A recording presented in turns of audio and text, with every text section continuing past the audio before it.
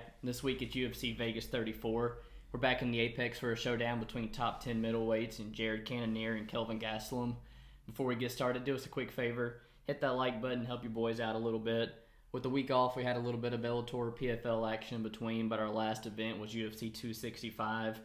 Casual cap was on Luque and Chiesa, and even called it down to the Dars, but ultimately went with Chiesa, man, and paid the price. And no luck with the challenges with yet again. I'm in the hat, but we delivered on our betting card, man. The pay-per-view delivered. We knew Cyril Gane was just going to be flat-out easy money against Derek Lewis, who we think's a flat-out quitter. And after two events of losing, it felt nice to get right back on the side of winning again. Yeah, for sure. I mean, honestly, it was a clean sweep other than that small 0.25 hedge that we had on Derek Lewis.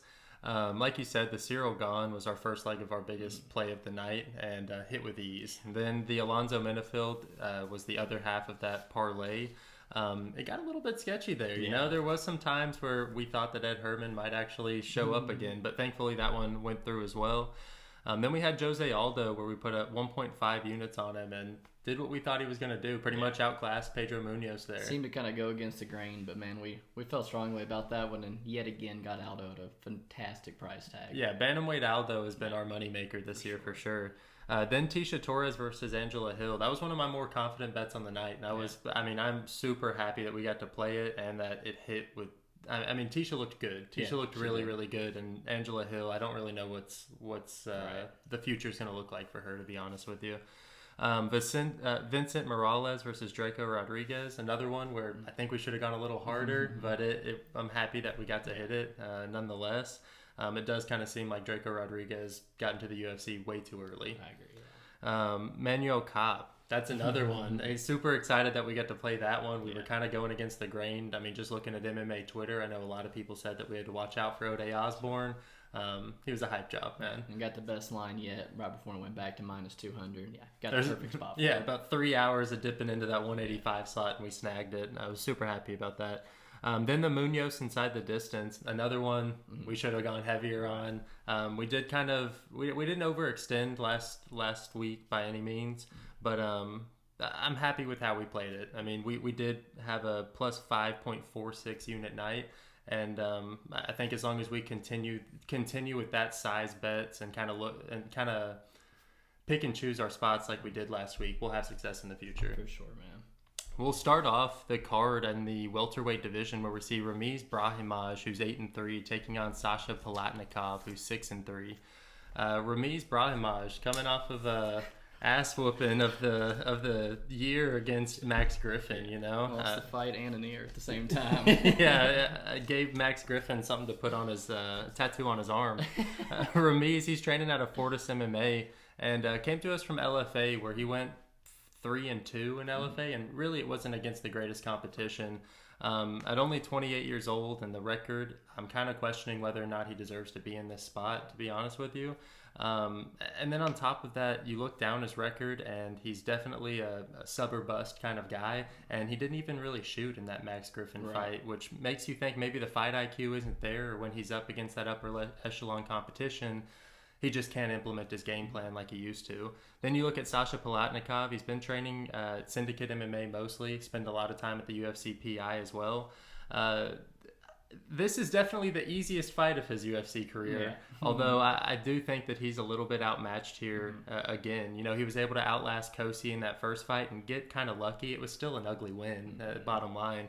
And then against Impa, he got outclassed there. For sure, yeah. Personally, I think that his ceiling isn't too high as well in the UFC, and this is a pretty low-level fight, but I'm going to lean towards Ramiz here. Yeah, I'm on the side of Ramiz without a doubt here as well. You talked about him being out of Fortis MMA. He brings up his rounds with Jeff Neal in the gym all the time, which is a phenomenal striker to prepare you for just about anybody in the welterweight division. He's got a really good lead left hook, big overhand right, like a lot of those guys that try to get the fight to the mat. It's a big overhand to try to close that distance, and has that real nice head on the outside, single leg that likes to get his opponents down to the mat. And when he does, more often than not, man, he does find that submission. And in that Max Griffin fight, you know, maybe a little bit of debut jitters, 18-month layoff, but looked like a deer in the headlights, you know, very uncharacteristic of himself to not shoot any takedowns at all, because you look back through his record, you know, 7 of his 8 wins are by first-round submission and 1 in the second round. So usually, you know, fight starts and this guy's shooting double legs and stuff right out the gate. So Didn't really stick to the game plan, and I expect him to stick to the game plan, honestly, in this fight. But my biggest question is going to be that cardio. Like you said, he seemed like a little bit of a sub or bust fighter, but so far he seemed like a little bit of a first round or bust type of fighter too, with majority of his wins coming in the first. And every time he's seen a third round, Ramiz has actually dropped the fight. Where Palatnikov, he talked about him, now in the United States, training at Syndicate MMA, getting much better rounds than I'm sure out in Hong Kong. But he's got the 25-minute experience over there in Asia. And the cardio for Sasha is one of his biggest weapons, and it was on display against the Kosi, along with a shit ton of heart and durability as well. But in the Impa fight, we just saw it. He was way too strong for him in all the clinch situations, and I kind of got that feeling here. It's going to be the same with Ramiz. If I do think Sasha wins this fight, it's probably the least Kosi type of style fight. I think he's going to, probably drop at least the first round, maybe half of the second round, and see some type of comeback win. I do kind of favor Palatnikov on the feet. I think he's a more polished striker. But, I think we're kind of getting this line just based upon that Ramiz, debut performance. And you just kind of, in my opinion, you got to look at who it was. It's against a 10-fight UFC veteran and Max Griffin, who really seems to be hitting his stride right now. Now you're taking, a much bigger step down in Sasha Palatnikov. Ramiz scares me a little bit. It's a little low-level fight right out the gate, but I'm going to go Ramiz by sub. But I will be the first to hit that live bet on Sasha if that cardio does get a little tricky for Ramiz.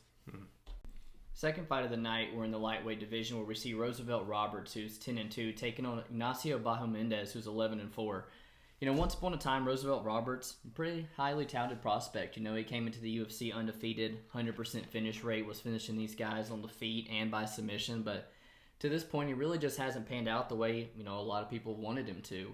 This is actually the best line we've yet to ever see on Roosevelt Roberts. He's been a massive favorite in every single one of his fights so far. And honestly, I think it's against the lesser opponent of who he's fought. He's against a very green, a very young, a very one-dimensional Ignacio Bahamondes. And, I think Roosevelt Roberts can hang with this guy on the feet. And if he does decide to take it to the mat, I think there's a clear advantage there. Ignacio, the 23-year-old Chilean kickboxing champion, somewhat, 35-0 kickboxing record, something like that he's sporting prior turning to MMA. But when you really kind of dig deep into that, he's kickboxing at 17 and 18 years old. I kind of asked myself, really what is that record? He's definitely not coming in here with a glory kickboxing background or nothing to that extent, You see a lot of things you like in a striking, but in a striking defense, you see a lot of things that you don't like as well. And, in his debut fight against Makdessi lands like 124 significant strikes on this kid, having a massive reach and height disadvantage there. I felt like an absolute chump laying minus 180 on that debutant there. But just looking at this fight, looking at the history of the type of fighters that have caused Roosevelt the troubles in the past, it's just not the style Ignacio brings into the fights here. I'm pretty high on Roosevelt Roberts, man. How do you see this one going? Yeah, so I'm going to also be on the Roosevelt Roberts side, and to talk about your point on Bahamondes laying that minus 180. I think it was a product of seeing him just whoop ass on the Contender Series and just kind of thinking that he was a little bit more than he was. Like you said, he comes in there with that huge size, but Roosevelt Roberts matches that. And if you look down in Bahamondes' record, the last time he fought somebody that size was in 2017, where he took on Matt McKeon and got choked out in the first round. Where you look at Roosevelt Roberts, who's fought guys like Alexandre Yakovlev, who's 6'3", and had a lot of success against him. But like you said, Roosevelt Roberts is kind of one of those guys that has given you trust issues in the past. You look at his last 3 losses, and Vinc Pichel, he's a minus 260 against. Jim Miller, minus 240. Kevin Kroom, a minus 450. And honestly, I think Bahamondes is probably better than Kevin Kroom. And we're seeing this line right here. I think Roberts, like you said, it's the best line that you could get for him. But he himself has a 58% takedown defense. It's not that Bahamondes is going to opt for that. But Roberts, even if he's not getting taken down, he finds himself on his back by doing silly stuff. He has a really tall man offense and a narrow base where he gets kicked. He can kind of crumble to the ground or just get caught off balance in a lot of situations. And it just looks bad for him. We talked about Bahamondes being a great striker, but like you said, some holes in his defense. He doesn't move his head very much, and when he does throw out that long jab, he doesn't pull it back very fast, so he is open for counters, especially with somebody in Roosevelt Roberts who's long enough to match him in those strikes. I know that Ignacio is only 23 years old, but he has weight issues. He came into that last one missing weight, and it's not going to get any easier for him. He is a true 170er and has fought in that in the past. So definitely something to look at. Robert's line getting steamed at post weigh-ins when Bahamondes inevitably misses weight. Yeah, I go back to kind of the style that's given Roosevelt Roberts trouble, and his first UFC setback comes against a guy later on in the card, in Vinc Pichel, and Vinc Pichel is just the grinder, to put you up against the fence. He's, I grant he's a little older, but physically he comes in phenomenal shape, and it's the style that drags Roosevelt to the ground. Just much stronger in all those clinch situations. The second one to Jim Miller. Another one of those guys that tries to kind of grind on you, get you down to the mat, and, big favorite, but kind of no shame in getting submitted by Jim Miller, especially in the first round, the guy who's much more experienced than you. And then the Kevin Kroom, I don't want to give him a pass. It's a bad loss, but it's Kevin Kroom on short notice, and Roosevelt doesn't look like he respects this guy one bit. I do think Ignacio, grant Kevin Kroom, maybe being the outlier there. I think Ignacio is probably the easiest person Roosevelt's had across from him. But yeah, Ignacio is a phenomenal striker. I could see him causing some problems there, but I like Roosevelt Roberts to kind of mix this up, take it down to the mat, and I think Roosevelt Roberts is probably the best guy Ignacio has probably fought as well, To be honest with you, I don't understand where the Roosevelt Roberts backers get so much confidence, because now I'm looking over his wins, and we're talking about Daryl Horcher, Thomas Gifford, Alexander Yakovlev, and Brock Weaver. None of those guys are on the level of anybody who would want to give me confidence to lay any type of favorite money on Roberts. The more I think about it, it's just an awful fight to bet, in my opinion, because both of these guys could let you down in so many different ways, and they've already shown that they have those holes. Pretty much a theme throughout the card for you. Yeah, man, it's a tough card betting wise, in my opinion. But yeah, this is a tough fight. I'll lean Roberts with you, but I would not be surprised if he goes out there and shits the bed again. Bahamondes has some really hard leg kicks too, and like I said, Roosevelt has those skinny, narrow stance. He could get tore up with that as well. We move on to the light heavyweight division, where we see William Knight, who's 9-2, taking on Fabio Cherant, who's 7-2. William Knight, he trains at a Thornton MMA and Fitness, one of the training partners of Parker Porter, and man, I've been pretty shaky in my belief of William Knight up until this point. You see him make really amateurish mistakes and just use a lot of raw strength to get him out of bad situations. Kind of like even a lower level Derek Lewis, if you can imagine that. If that exists. Right. He's got awful takedown defense at just 40%. But he is very, very strong and can really load up on some leg kicks, which I've seen him really try and utilize in his more recent fights. And then Fabio Cherant, I know he spent a lot of time at Sanford MMA and got a call up on short notice against Alonzo Minifield and had him in a position that I thought would be beneficial. He's known to get the standing guillotine finish in the past, but Alonzo Minifield was just too big for him. And honestly, both these guys are pretty raw in their talent. I think it could be a shit show of a fight. I'm definitely going to edge Fabio if it goes to the ground, but I ultimately see William Knight kind of grinding this out on the feet, maybe pushing him up against the cage and winning a decision. Yeah, man, William Knight, absolute physical specimen, and undersized for the division, kind of a little bit of a comeback win on the Contender Series against Cody Brundage, but, my God, when you look at this guy, it's like, how do you not sign him if he gets a win on that show?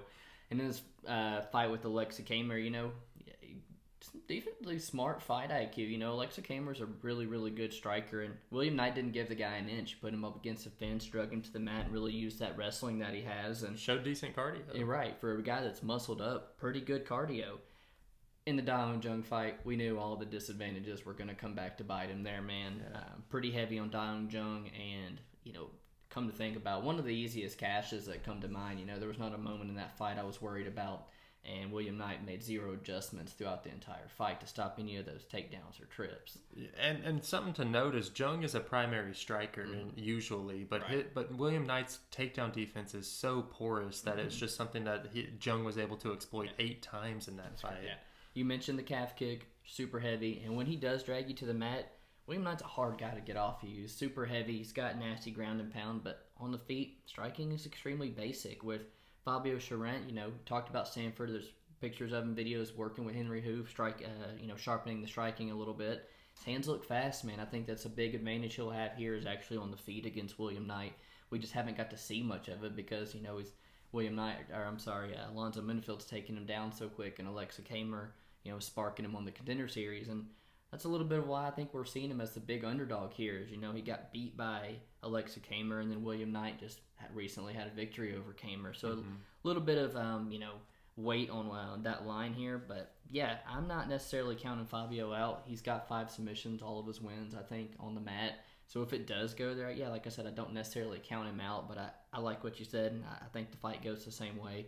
A lot of William Knight grinding this guy up against the fence, and maybe a lot of laying on top and half control. I'm hoping that we do see a different Fabio because, like you said, he had all the tools in the striking even before his move to Sanford MMA. He just didn't have the volume.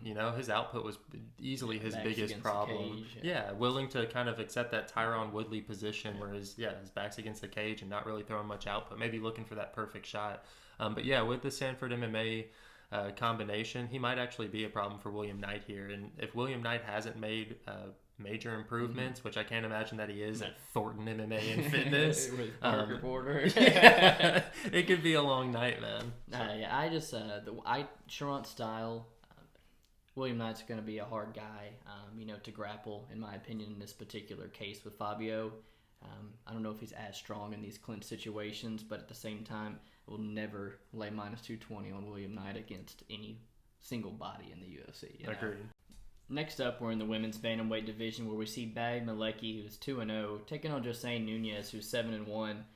Malecki, you got to scroll through a whole bunch of, nasty pictures on Instagram in order to get to any kind of training pictures, but I think she does do her work at Fortis MMA. She's been off for quite some time.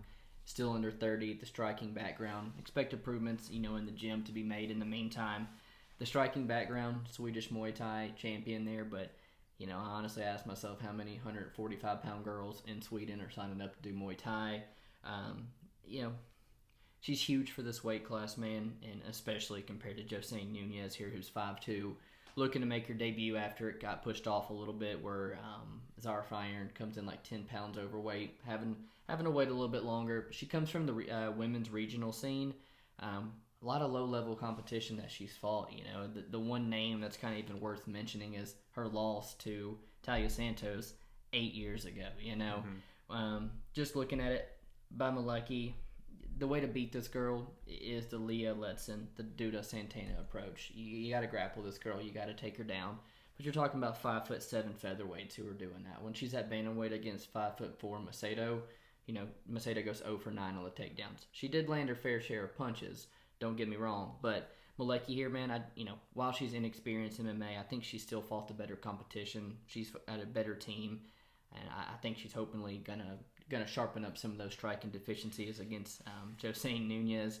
I've got a minus 116 price tag on by Malecki a couple weeks ago, but I don't blame you for not touching a minus 150 at this point. No, I wouldn't touch this fight with a 10-foot pole, man.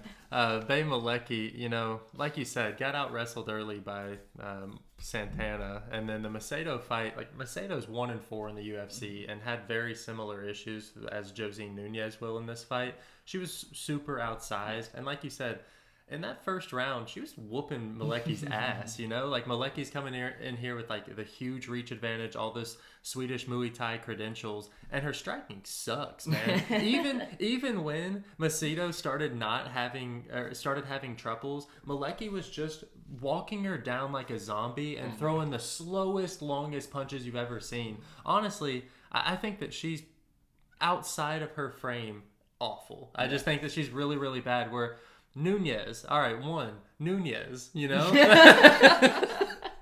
Two, I think whenever she stands and she's fighting, she looks like a female Jose Aldo, man. I mean, the way that she throws her leg kicks, which I think she will eat up Malecki's legs in this fight, and the power that she throws with, makes me a little bit happier to bet Nunes here, especially considering after weigh-ins, we're definitely going to see a lot of steam on Malecki because she's going to be towering over Nunes, and I think that we could get Nunes at a much better price tag. I don't know what it'll be at the time, but Nunes at plus money here is the side for me.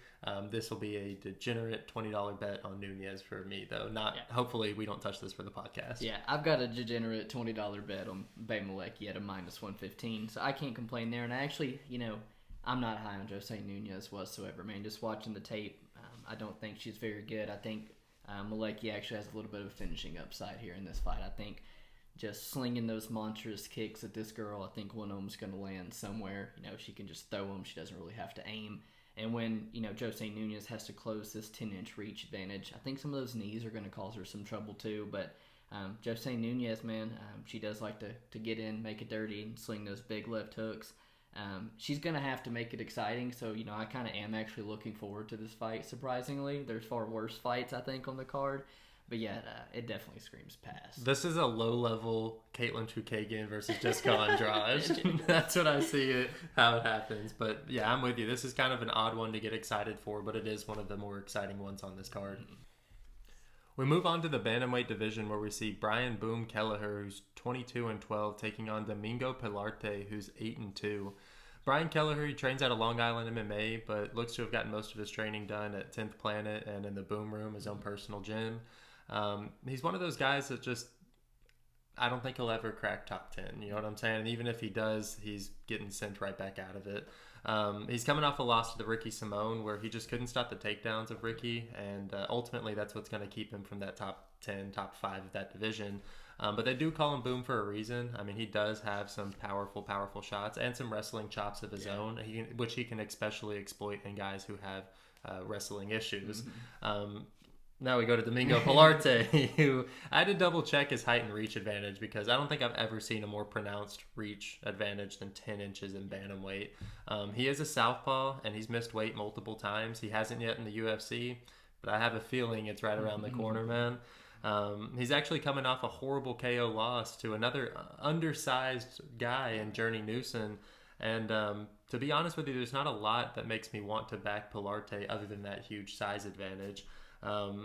He does have a great left high kick that kind of reminds me of Randy Costa's. I mean, it looks exactly like, and he has it. So we see the same things whenever we're looking at tape, but it really, outside of that, he also has a great straight left. But he is so tall that he does give up takedowns, especially whenever the fighter isn't gassed. We've seen him eventually figure out how to stop the takedowns over the course of his fights, but he'll definitely give up a few early, which I think Brian Kelleher could really take advantage of. Yeah, man, I'm on the Kelleher side here as well. A lot of work at 10th Planet Jiu-Jitsu. He makes a living off of snatching that neck up on any sloppy takedown attempts, but, I don't really see that being a factor here. Domingo being so effing tall, not really going to be able to shoot the doubles and singles on the shorter Kelleher to kind of leave that neck. I say that, and then we saw Zhalgas Zumagulov choke out Jerome Rivera with a guillotine. So it's still there, but, man, Kelleher, you look at who the guy's fought, and it's hard to really get anything going. He's fought a really tough slate of guys that, in my opinion, would mollywop Domingo Pilarte. You look at who he's lost to. The first one comes to Marlon Vera, who's a top 15 bantamweight now in a stacked division, just in a fight with Jose freaking Aldo, last time out. John Lineker, I would kill to have that dude in the bantamweight mix right now, And the worst one is probably, who is it, Montel Jackson. But again, you go back to the size advantage there, which kind of makes me hesitant. Mm-hmm. But, you're talking about an absolute freak athlete in Montel, and there's absolute no shame in getting out wrestled by Cody Stamann and Ricky Simone. You mentioned the weight issues for Pilarte. Brian Kelleher's last 3 have been at featherweight, so much more suited for 135, but it is tricky after spending a lot of time at 145 to get back down there. I do expect Kelleher to wrestle a whole bunch on Saturday, but I won't be shocked if he gets in there and lands one of the massive left hands either. On Pilarte, he's got a fraction of the fight experience Brian Kelleher does, and he kind of bust on the scene with the win over Vince Morales on the Contender Series. Mm-hmm. He is like a plus 250 to Vince Morales on the Contender Series, and we broke Vince Morales down at 265 last time out, and Vince Morales, without a doubt, loses that fight, but he lands the most significant blow of that fight by far, and puts a whooping on Domingo the last half of that first round. And then he comes into his debut, Pilarte does. It's a minus 300 favorite in his hometown, and it's a special one for me because I think he opens up the card. It's the first time I ever did a podcast by myself. He's the very first fight, and he takes on Felipe Colares and just shits the bed as a minus 300 favorite in his hometown. I have no faith in Pilarte whatsoever. You brought up the Journey Newsome knockout. He does have all this range. He's got that straight left to kicks. But historically, man, this guy just doesn't use the range, and any guy that's there to beat him to the punch and willing to meet him in the pocket, I think is going to have his number in the wrestling and the stand-up. Yeah, I'm pretty high on Brian Kelleher, but yeah, I'd love to get him as a better price tag considering he's got so much of a height and reach disadvantage. Mm-hmm. Next up, we're in the featherweight division where we see Luis Saldana, who's 15-6, taking on Austin Lights Out Lingo, who's 8-1. Going to put the casual cap on the line for the fight here on the prelims, and man, hopefully I can break this little streak and get out of this damn thing. Luis Saldana trains out of Arizona at Team Fight Ready there under Eddie Cha. He busts on the scene of the Contender Series with a really, really nice win over Vincent Murdoch, who happens to be on the Ultimate Fighter right now. Saldana is a very talented kickboxer. He's able to flow and fight from both stances, but his boxing primarily is what he makes a living off of. He's been boxing for a very, very long time. With the side of Austin Lingo, pretty quiet online, but I know he's a Fortis MMA guy in the past. He, kind of on LFA, pretty low competition, but dusting all these guys and comes into the UFC on his debut. He's like a minus 240 to Yusuf Zalal, and man, we saw him just get outclassed everywhere, on the mat, on the feet, and it really leads me to think that anybody with good footwork, with good hand speed and good striking is going to cause Austin Lingo a whole bunch of trouble. Austin Lingo, I imagine in this one, is probably going to come in with a pretty grappling-heavy approach to try to get Saldana down to the mat. And historically, it's not something he's done a lot in the past, and his gas tank really didn't look that good against the Jacob Kilburn fight. And ultimately, man, the way I see this fight going is I think he gets stuck striking with the much technical, much more experienced striker of the two, and I don't agree with the public money, to be honest, coming in on Austin Lingo. I'm planning to keep on waiting a little bit, get the best line I can on Saldana, and I think he takes it by late TKO or probably by decision. Lingo's a tough dude, man. Yeah, so Lingo, I'm with you. There's not a lot that stands out to me on why I like him other than his pressure. And I think ultimately that's what's going to get Saldana in trouble. As we saw in the Jordan Griffin fight, Saldana doesn't have success going backwards. He might land a couple of really soft punches while he's going backwards, but he doesn't do the best getting pressured. And that's the same thing that when Lingo did have success in that Zalal fight, it was whenever he had Zalal on his back foot, and he did that really, really well. And like you said, that's him coming into Yusuf Zalal as his debut. I don't expect people to do very well, and to be honest with you, I think if Saldana had gotten Yusuf Zalal, it would have been very similar or worse. Saldana, he's beaten Vince Murdoch, who's on The Ultimate Fighter, or, already got kicked off of The Ultimate Fighter. He's not UFC caliber, and let's just be honest about that. And then the Jordan Griffin fight, he lost that fight. And Jordan Griffin also, it's I think he's gotten cut as well, so he, I guess, isn't UFC caliber either. So, as far as I'm concerned, Austin Lingo almost did exactly what everybody thought he would in the Jacob Kilburn fight, and right off the gates, knock him the fuck out. He does have extremely good, dirty boxing, and I think that once he gets inside that range of Saldana just doesn't have the power of somebody who I think will make somebody like Austin Lingo pay for it. I will admit that Lingo has some wild entries, and he's not very physically strong, which I think could be an issue trying to, like you said, maybe grind it out or get it to the mat. But I don't think that the takedown threat there is for Austin Lingo. Or I don't think that there's a takedown threat for Austin Lingo. Saldana's going to be willing to stand up with him. And personally, if the takedown threat wasn't there for Yusuf Zalal, I think that would have been a much better fight between him and Lingo. So as far as I'm concerned, I think Lingo's got the upside here. From what I've seen in his past couple fights, I like a whole lot more than from what I've seen from Saldana, which is why I'm more than happy to take him at plus money right here. Yeah, I'm a little salty of the Saldana's debut. I know I was one of the guys that was pretty high on Jordan Griffin. I know I bet Jordan Griffin. I saw the takedowns being the path to victory for him, and was pretty pissed when that greasy decision didn't go his way, but that's why I bet Jordan Griffin in that fight, as I knew he had the takedowns that could cause Saldana the issues, and historically I've just not seen those takedowns out of Lingo, and my stock in Lingo dropped drastically when you don't finish Jacob Kilburn. And then, on the stool, coming out in the third round, Lingo looked gassed, man. He looked gassed bad. Whereas Saldana over there at fight ready, despite defending a ton of takedowns against Jordan Griffin, still looked pretty good in that third round. Lingo, to me, very powerful, very good accuracy, the way he sets up that right hand. But he's just proven to kind of be a first-round or bust guy to me historically, and as the fight plays on, he tends to fade, and ultimately I see it being a stand-up battle. I think Luis Saldana's the better striker here, but casual cap's always fun come Saturday. Yeah, casual cap is always fun. There's a couple more things I'd like to point out with Saldana. He can get lazy, and he'll throw these spinning attacks, which gets him into sucky positions. And that's something else I could see where eventually Lingo does wear on him, and with that pace. It is kind of something to note that Lingo against Zalal, that's somebody with personally, I don't think Zalal is really that great of a UFC fighter, but I do think that he has one of the best footwork, one of the better footworks in the UFC. And Austin Lingo did a really good job of cutting off the cage and a lot less following of Zalal. I think with Saldana's a little bit. He uses his movement well, but he's a little bit more stationary than Zalal, and I think that is why Lingo will have some success with his offensive pressure that he brings.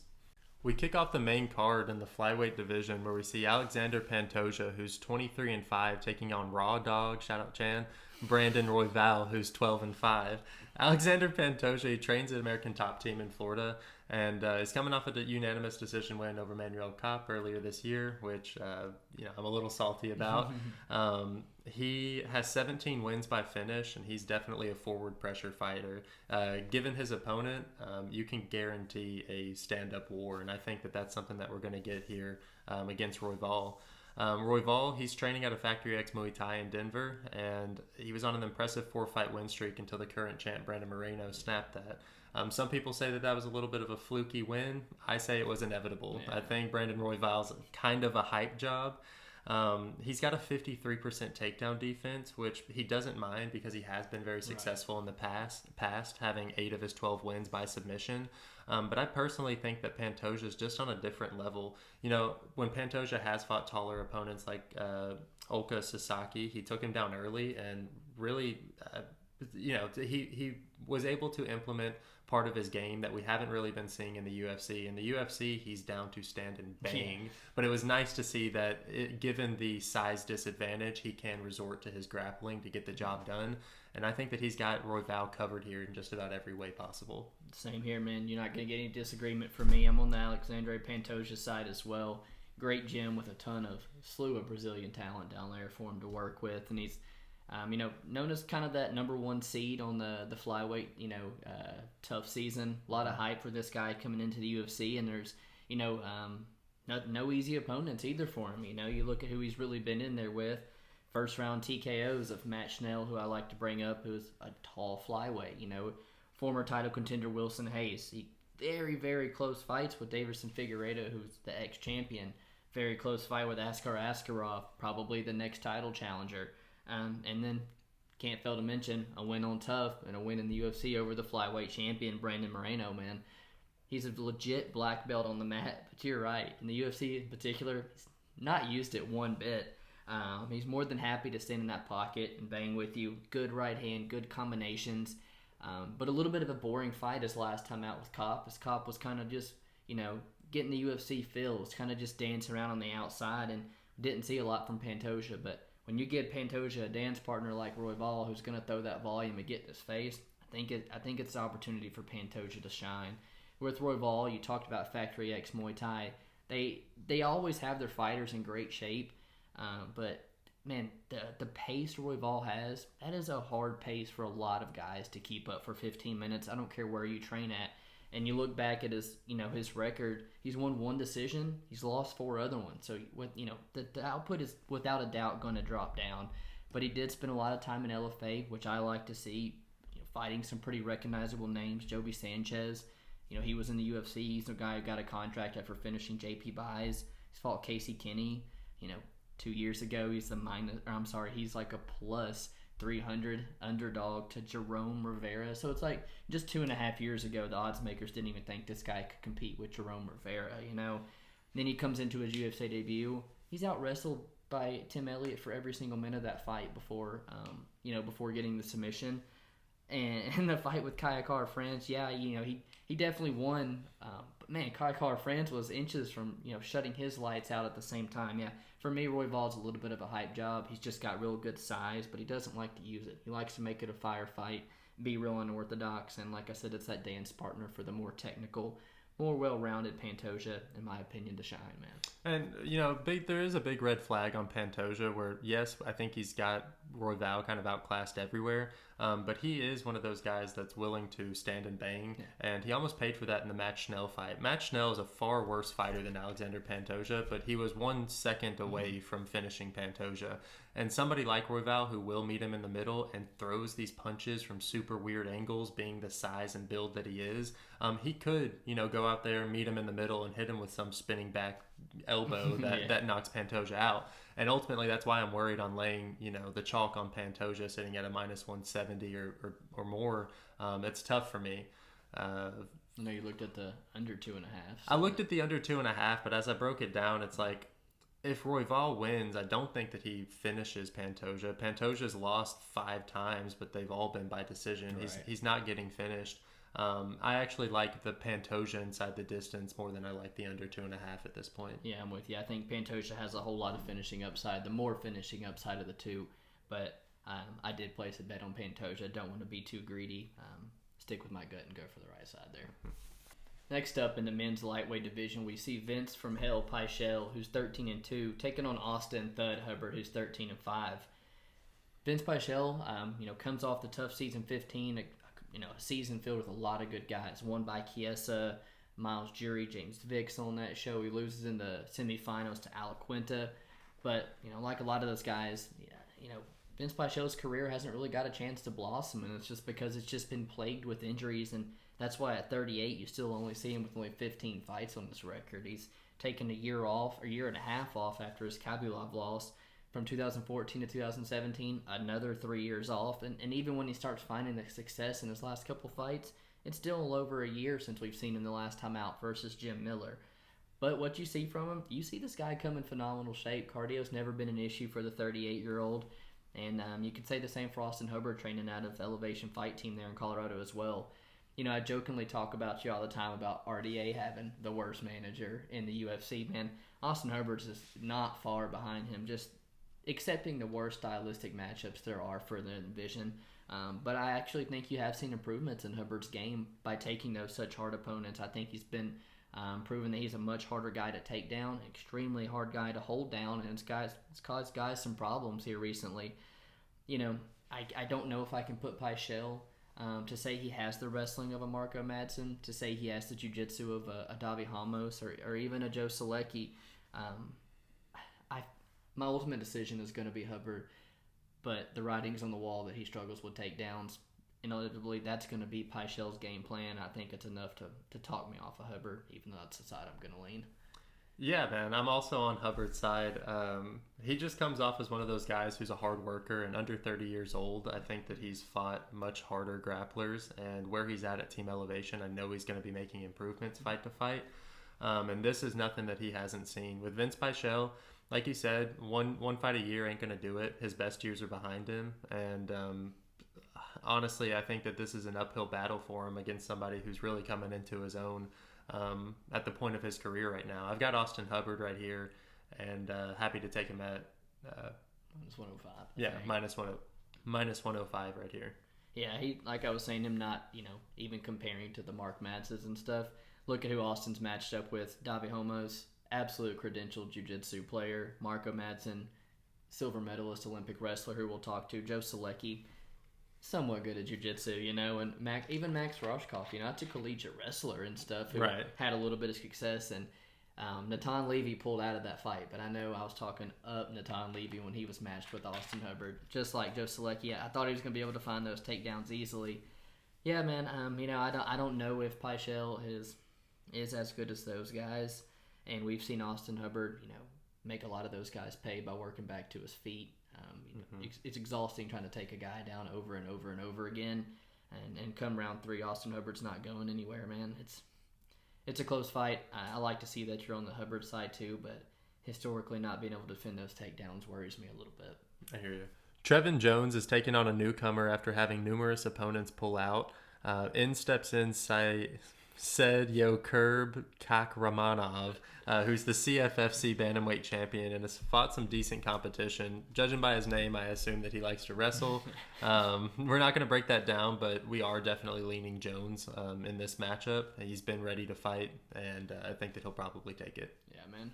It sucks he probably has had like 7 opponents pull out of him late, but I'm sure he's just happy to get in there. That's what I'm saying. I'm happy to see him finally get a fight.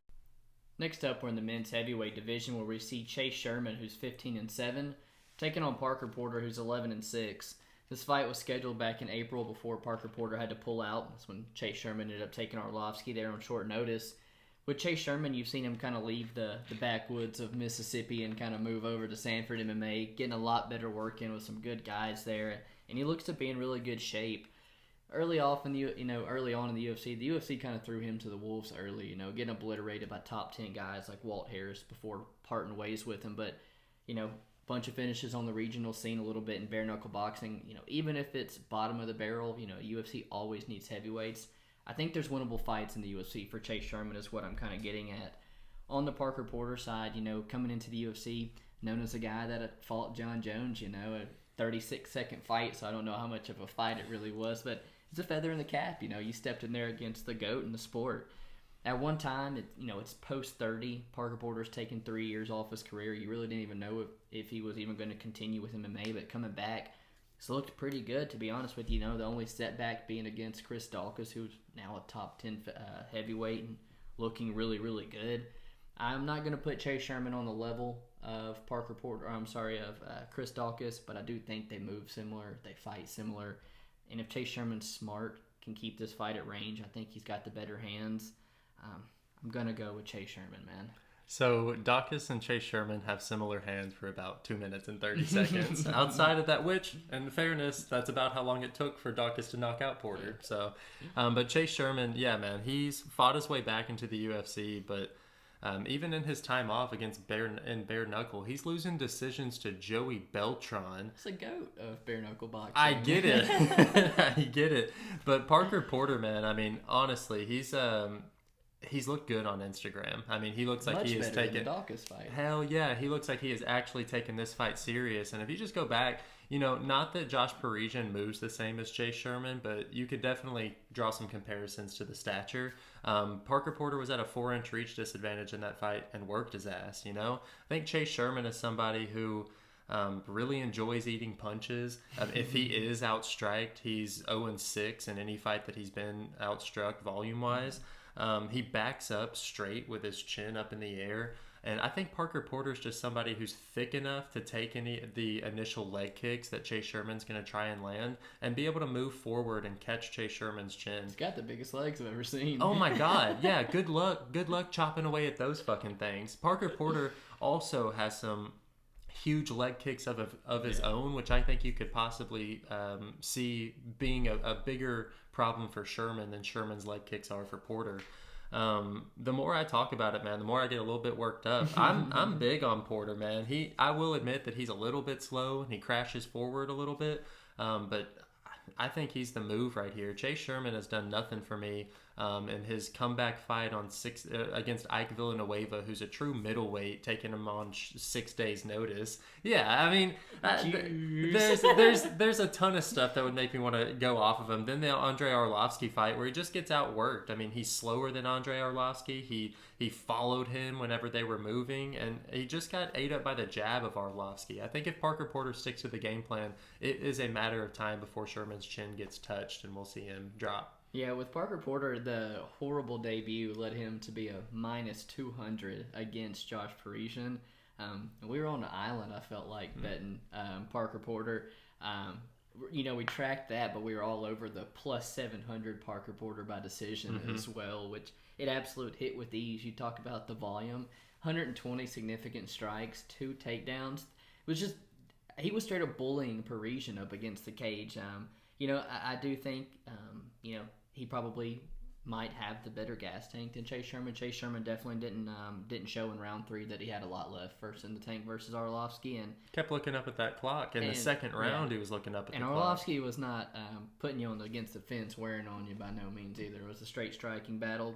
To address the head movement situation, Chase knows that. Looking at his own line, he says Henry Hoo's been working on getting that big-ass head of his off the center line. Let's hope. Because it is a massive problem that he has here. But he's the ex-football player. He moves super well on his feet, and that's where I draw those tendencies to Dawkins. Like, I do think it happens early. My faith in Chase does fade the shorter it goes. But, I think Chase is a little bit of the sharper fighter here, man. We move on to the co-main event of the evening in the lightweight division, where we have the Carpenter Clay Guida, who's 36-20, taking on Mark O Madsen, who's 10-0. Clay Guida, he's old, undersized for this division, and here recently, his round 1 has been very, very telling of how his fights are going to go.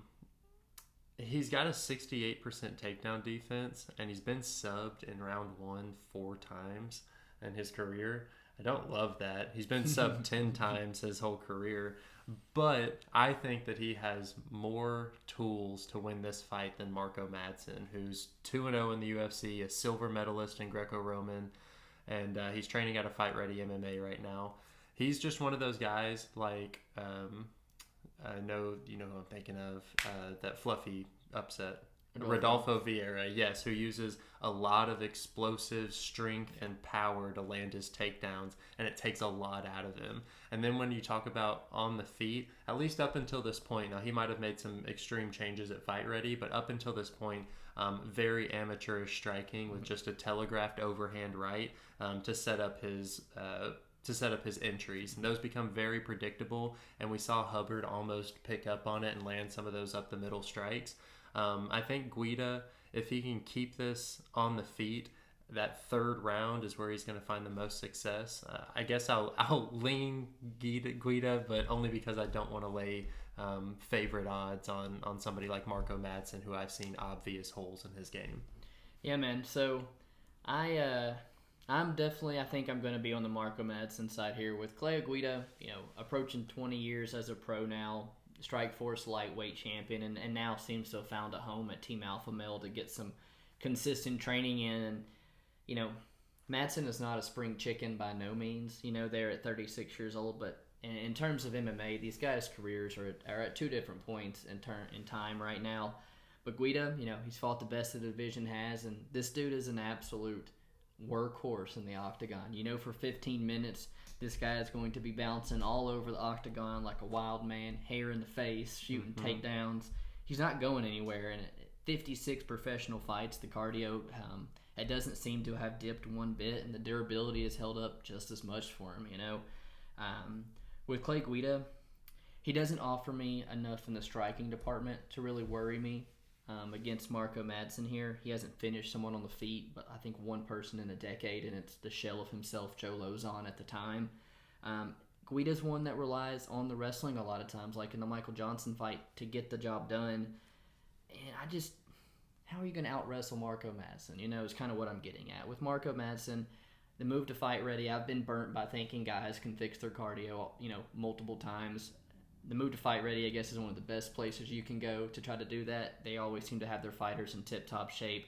But I'm not banking on him coming in here and fixing that third round. Last time it did get a bit sketchy.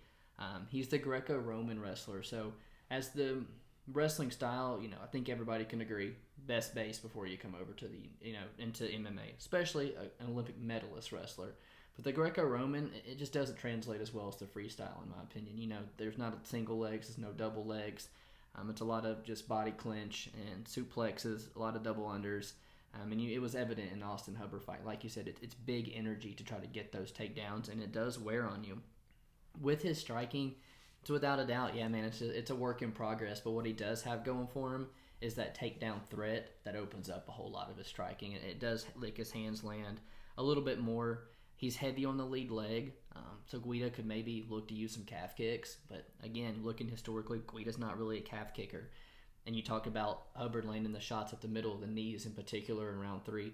Guida really doesn't have that size advantage to be able to land those knees up the middle. It's kind of Guida's thing to get caught by knees up the middle. Right. Ultimately, what I'm getting at is I trust Mark O Madsen here to at least bank the first and the second round with the wrestling. I think he's a far better wrestler, and if he gets his hands on Guida is going to go down to the mat. It's that round 3 that makes me a little sketch. But then again, I go to the fact that Guida's not put anybody away but one person in 10 years. So for me to think he's going to finish Mark O Madsen in round 3, not so much. So I could see it, 29-28 Mark O Madsen. So if Guida's cardio had dropped off even a smidge, I would not want to. I wouldn't want to back him at all. That being said, if he didn't have these 4 first-round submission losses, I'd probably be on Guida heavy here. Right. You know what I'm saying? Outside of his anti-grappling being pretty bad, I think that he has all the tools to beat somebody who's so one-dimensional like Mark O Madsen. Clay Guida's, like you said, he's got that experience to kind of change up his game plan or to adapt to this situation. It's just him avoiding that first-round submission that I'm worried about, because I think outside of that, he's got enough cardio that he's going to even win a decision against Mark O Madsen. It's that first round that's going to be tough. Yeah, and this is another one where it's like, I texted you earlier in the week. I got like a minus 135 ticket on Mark O Madsen, now sitting to minus 175 or whatever it is. Yeah, not enough experience to want to touch it. I get it. The main event of the evening is in the middleweight division, where we see Jared Cannonier, who's 13-5, taking on Kelvin Gastelum, who's 17-7. Jared Cannonier, coming out of the MMA lab in Arizona, put this guy through quite the transformation, down from heavyweight all the way down to middleweight, and physically, one of the best looking cut up guys that you're going to see in the octagon. He and Kelvin both coming off losses to Robert Whittaker there. In my opinion, Cannonier with the broken arm kind of gave still a better account of himself, coming alive a little bit in round 3. And if that was a 5-round fight, might have started to swing Jared's way a little bit. With Cannonier, it's a lot of, good calf kicks, good forward pressure, but it's a lot of just plotting forward, man, and looking to land that home run shot. With Kelvin Gastelum, he's out of the Kings MMA, gets a lot of good rounds with top talent there. Like that feel-good story to him, Last one picked on the Ultimate Fighter, ends up winning the whole damn thing, and at 23 years old, the kid just goes on a run and finds himself the co-main event to Anderson Silva versus Nick Diaz, fighting Tyron Woodley at 23. And you look at him now, he's still under 30 years old, and he's spent time in the cage with 7 world champions since then. I am a firm believer, 170 is his weight class. I wish he would get the shit under control and make it. And I think he might have, kind of clinged to the past a little bit with giving Israel his best fight at middleweight so far. I kind of wish he could put that in the past and move on, focus on some of these fights ahead of him, considering he's lost 3 of his last 4. But yeah, man, I think there's a lot of value on Kelvin here as an underdog. I think we should look at playing him. But there's also some lines at the over 3.5 sitting at minus 135, and William Hill has the over 2.5 at minus 175. I think it goes over, but yeah, taking a shot on Kelvin as a dog, and I'm pretty confident you see the same things. Yeah, Kelvin's probably my best bet of the night, man. I mean, he really does bring a lot to the table here, and I'm not getting it twisted. Like, Cannonier will be the larger guy in there. I just doubt that he's able to use it that well. You talked about him being kind of a plotting striker, and yeah, man, he doesn't have great footwork. He really only has that KO power, and honestly, I see a 37-year-old who's run from 2 different weight classes to try and find success in the UFC, and he's had a decent run at 185 against 2 old men and a quitter in Jack Hermanson. And now he's stuck at the top 10 with nowhere to go, and he's starting to believe in rocks to get his power. And personally, I think he's just outmatched here. You talked about Kelvin stepping in there with all these top-level guys and performing well. I understand in his last time out against Robert Whittaker, he didn't make a great account for himself, but if Israel Adesanya didn't exist, we would expect that every single time from Robert Whittaker, And the only reason why I feel like Cannonier found success in the Whittaker fight is because Whittaker has been a little chinny in his past few fights. Gastelum, I think that this is a spot where he's going to look to lean on his grappling early to try and drain some of that power out of Cannonier. We saw Gastelum resort to that in the Ian Heinisch fight, and so that he still has that in there. And then on top of that, I think he has the better footwork and the more technical boxing that once Cannonier is tired and they're still standing up, because Cannonier does not shoot for takedowns. He's landed 1 in his entire career, and he's I mean, there's really not anything that I like out of Cannonier, and it's crazy to me to see all these people that are on him online at favorite odds here against somebody like Kelvin Gastelum, who's proven time and time again that he's at least meant to be in that upper echelon of competition. Honestly, I get that Cannonier had the broken arm in the Robert Whittaker fight, but outside of that fight, he hasn't shown much to me, man. I mean, like I said, beating Anderson Silva or David Branch at 36, 44 years old, it doesn't mean much to me, man. And Jack Hermanson, I understand MMA math would tell you that, Kelvin Gastelum is going to lose this one, but Jack just always has that submission threat that he can pull out of his sleeve anytime he wants. I think Gastelum is the side here, and I'm glad that we're both on him. Yeah, one big thing Cannonier likes to throw is that calf kick. And with Gastelum being a southpaw, it's not going to be there for him, and that's one of his biggest weapons because he has no footwork. He chases. He doesn't cut off the cage. He has to use that calf kick to keep his opponents in front of him, and you can't get that going, man. I expect Gastelum to kind of dance around here, use a lot of lateral movement, balance in and out with that 1-2 like he likes, and like you said, even mix in the grappling when he needs to. The one thing that worries me just a little bit, we saw him give up a ton of cage control to Darren Till. When does Darren Till ever control people up against the cage? You saw, Weidman be able to out-wrestle him and just out-muscle him in some of those grappling exchanges. Hermanson's on the bottom and just, freaking hip escapes and ends up with the leg, There's times where Kelvin Gastelum gets out-muscled in this middleweight division, and that's the only thing I'm scared about. But I think it's definitely should be aligned at a pick him in at plus 140. There's a ton of value in Kelvin Gastelum. Right, and it would take Cannonier to implement a different game plan than what we've seen in the past, which is something, again, that we don't like banking on, on stuff that we haven't seen. Gastelum, another thing is he's a Mexican. He has that chin, man. He's going to be in there. And if he had any time in the past where he had been chin checked, other than the Izzy fight, there's no reason why people should be concerned about his chin against somebody who is just a KO threat in Jared Cannonier. Yeah, and like you said, we lose a 1-unit shot or something on Kelvin Gastelum and him getting KO'd. That's the first time it's ever happened, and a bet I'm okay to lose. 100%.